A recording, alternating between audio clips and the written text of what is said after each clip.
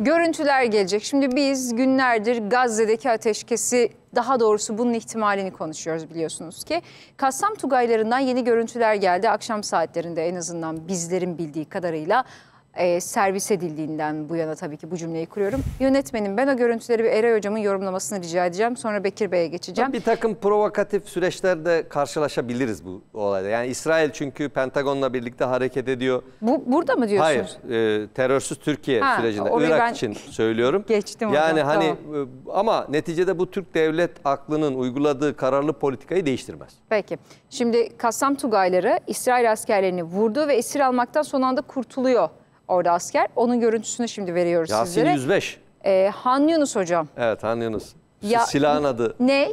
Yasin 105 roketi. Bunu Kassam kendisi üretiyor. Dışarıdan almıyor. Kendileri yer altındaki atölyelerde üretiyorlar. Çift patlamalı, çift ihtiraklı. Bu Merkava tanklar için özel olarak Kassam'ın geliştirdiği bir rokettir. Nasıl bir mesafeden? Yaklaşık 1000 metre. 1000 metre. Evet. Peki bu görüntü için ne diyorsunuz hocam? Yani çok uzun zamandır ben hatırlamıyorum, en azından yanlış mıyım bilmiyorum ama Kassam Tugaylarından bir ara çok seri bir biçimde böyle videolar, montajlanmış görüntüler geliyordu. Lakin herhalde uzun süredir böyle görüntüleri paylaşmıyoruz biz de, seyircilerimizle. Bu aslında tam bu sürece dair konuşurken, işte Gazze ateşkes derken, gerçi Netanyahu ne kadar samimi onu da bilmiyoruz elbette. Hani samimi olmak ve Netanyahu'yu aynı cümlede kurmakta. Bu görüntüler bir mesaj da olabilir mi İsrail hükümetine hocam? Kesinlikle mesaj. Sadece İsrail'e de değil, arkasındaki ABD'ye, güçlere de bir mesaj. Hani benim öğrendiğim kadarıyla oradaki İsrail askeri esir alınmak istenirken karşılaşılan direnç nedeniyle etkisiz hale getiriliyor. Şöyle deniyor hocam, operasyonda 2 askerle 2 yıkım aracı hedef alınıyor. Bir asker öldürülüyor, bir asker de esir alınmaktan son anda kaçıyor. Kaçamıyor o da. Kaçamıyor muymuş? O da etkisiz hale getiriliyor. Bakıyorlar yani ki yaralı mı oluyor? Yaralı vaziyette kaçmaya çalışırken hani esir almaya çalışıyorlar. O diğer kişi de esir alındı o zaman, asker. Öyle mi? İşte alınamıyor. Yani kaçmaya çalışıyor. Bakıyorlar ki arkada başka çatışmaya girme durumu olan askerler var. Dolayısıyla onu da orada etkisiz hale getiriyorlar. Yani 2 ölü var orada. 2 ölü. 2 İsrail askeri ölü.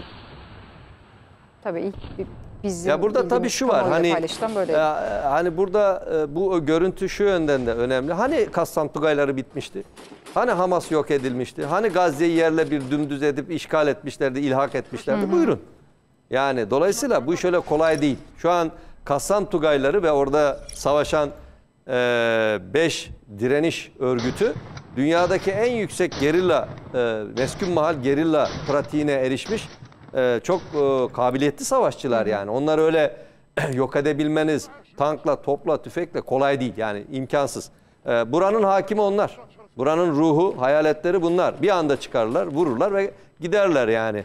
Dolayısıyla bunları yok etmek imkansız. Bu anlamda da İsrail'e de tam da bu noktada Netanyahu-Trump görüşmesinden hemen sonra bu görüntülerin yayınlanmış olması da son derece manidar efendim. Tabii. Bir de bir görüntü daha var. Onu da rica edebilir miyim? Sivil halkın üzerine ateş açıldığı görüntü değil mi? Heh. Yani biz bu ve benzerlerini çok gördük tabii de. İnsan her seferinde. Evet, maalesef bu kudurmuş Siyonist yönetim alçakça sivil halkı katletmekten geri durmuyor. Eğer gücünüz yetiyorsa gidin Kassam Tugaylarla savaşın yani. Hadi. Bak bekliyorlar sizi orada. Evet, maalesef yani. Tabii bu soykırımın bu görüntüleri izlerken son noktalarını, son aşamalarını görüyoruz burada. Soykırımın. Bizim ateşkese dair inancımızın olmaması gerektiğini mi çıkaracağız buradan? Yani bir ateşkestir konuşuluyor yalandan dolandan ama asla sona ermeyecek. Geçen hafta Sümeyye Hanım bu programdaydık. Tam yayınlandı. İşte ABD geçen hafta Perşembe günüydü. Evet. ABD işte Hamas'a teklifte bulundu. Hamas kabul edecek. Doğru, ya dedim ya hocam. İsrail'den bir ses çıkmıyor ve dedim bu anlaşma şartlarını da Hamas'ın kabul etmesi çok mümkün değil.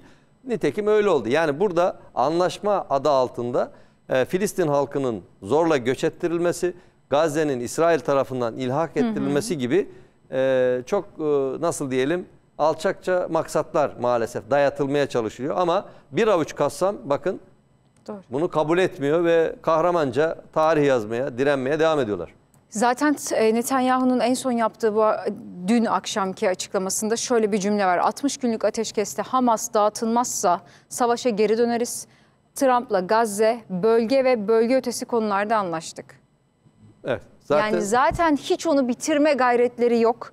Bu arada bunu söylemişken Hamas'tan da bir açıklama vardı. İzninizle hemen onu da bulacağım ve aslında onlar da diyor ki İsrail Başbakanı Netanyahu'nun kapsamlı bir anlaşmanın imkansız olduğuna dair esir ailelerini bilgilendirdiğine dikkat çekti. Yani diyor ki hani bu savaş suçlusu Netanyahu'nun kötü niyetini, anlaşmaya dair hiç umudun olmaması gerektiğini gösteriyor. Esir ailelerine böyle bir bilginin verildiğini söylüyor Hamas. Buna dair de alayım hocam yorumunuzu, sonra Bekir Bey'e geçeyim. Evet, yani burada 26 Temmuz 2024 tarihindeki görüşmenin devamı yapıldı Netanyahu ile Donald Trump arasında. Ama şunu söyleyeyim, yani benim kanaatim Donald Trump'ın aslında bu görüşmeyi yapmak istememesiydi. Birinci görüşme yapıldı, ondan sonra ikinci görüşme yapıldı ve basına kapalı yapıldı. Doğru. Basına kapalı olacağını da daha Netanyahu gitmeden önce söylemiştik. Çünkü bir pazarlık var. Bu pazarlık Netanyahu ile Trump arasında değil, aynı zamanda küreselcilerle ulusalcıların arasında yapılan bir anlaşmadır. Yani Donald Trump buradan en azından görünüşte, yani bir barış olup işte burada daha fazla güç ve zaman kaybetmek istemiyor. Amerika çünkü bir jeopolitik daralmaya girdiği bir dönemde Donald Trump şu an başkan oldu. Ama neticede küresel akıl ve Siyonist yönetim devam etmek istiyor. Savaşa devam etmek istiyor. İran'la savaşa devam etmiyor. Bakın ya, önümüzdeki günlerde İran yeniden gündeme gelecek. Onun hazırlıkları var. Özellikle güneyde, yani Körfez'de, Hürmüz Boğazı'nın güneyinde bir takım gelişmeler var. Bu bir pazarlık. Bu pazarlıkta ne oldu sorusunun cevabını aslında siz söylediniz. Yani Netanyahu devam edecek. Gördüğümüz manzara bu. Ama tabii hani işte yok bilgilendirildi filan. Yani Netanyahu başına iş alıyor. Çünkü demin bakın görüntülerde ne izledik? Az abi İsrail askerini yeniden esir alacaklardı yani. Tamam mı? Savaş esiri olarak. Şimdi Hamas'ın böyle bir kabiliyeti var. Yani işte ellerindeki esirleri bırakayım derken yeni esirleri de efendime söyleyeyim. Yani Hamas'ın elindeki esirleri alayım derken yeni esirler de verebilirler. Bu mücadele şu an kaldığı yerden devam edecek gibi görünüyor efendim. Ben de ateşkes konusunda, yani bu Siyonist yönetim buradaki halkın özgürlüğünü, bağımsızlığını, varlığını tanımadığı müddetçe bu savaş devam eder. Peki, çok teşekkür ederim Eray Hocam. Siz daha fazla ayakta bekletmeyelim. Bekir Bey, önce görüntülerle başlayalım. Şimdi ortaya da o görüntüleri getireceğiz. Görüntüye dair ne söylersiniz? Bir yandan da tabii ki bu ateşkes sürecini bir de sizden dinlemek, yorumunuzu almak isterim. Buyurunuz. Evet Sümeyye Hanım, yani uzun süredir Kassam Tugayları bu tarz bir görüntülü yayınlamıyordu. Ve hani savaşın başından itibaren 7 Ekim sonra sürece baktığımız zaman İsrail'i gerçekten operasyonun ilk safhalarında gerçekten çok büyük zarara uğratmıştı Kassam Tugayları. Yine geldiğimiz noktada son 2 yıldır İsrail ne yaptı diye soracak olursanız hakikaten de o sivil katliamı, soykırımdan başka bir şey yapamadı. Yani askeri olarak Hamas'a zarar veremedi. Yani istediği zararı veremedi daha doğrusu. Hatırlayacak olursanız 7 Ekim sonrasında Netanyahu ne diyordu? Ben esirlerimi alacağım diyordu. Hamas'a yenilgiye uğratacağım ve askeri olarak ben Gazze'yi ele geçireceğim diyordu. Ama işte geldiğimiz noktada bunların hiçbirisi sağlanmış değil. Evet. Ve bu son 2 yıldır işte devam eden bir katliam var maalesef ve sürekli yapılan ve bozulan ateşkesler görüyoruz. Yani yapılan ateşkeslerden kastettiğimiz tabii ki Hamas yönetimi, Kassam Tugayları, yani Filistin direnişine baktığımız zaman evet, yani ateşkes konusunda, kalıcı ateşkes konusunda istekliler, bunu iyi niyetle yaklaşıyorlar ama geldiğimiz noktada ne kadar ateşkes yapıldıysa şu ana kadar bakın Sümeyye Hanım, hepsini kim bozdu? Hepsini ilk etapta kim bozdu? İsrail yönetimi bozdu, Netanyahu bozdu. Şimdi geldiğimiz noktada Hamas'ın elinde 50 tane rehine kaldığı söyleniyor. Bunlardan işte yaklaşık sanırım 20-25 tanesi hayatta, 20-25 tanesi de öldü diye biliyoruz biz. İsrail'in açıkladığı 30 kişinin ölü olduğu. Evet, işte evet, yarı yarıya gibi işte yani.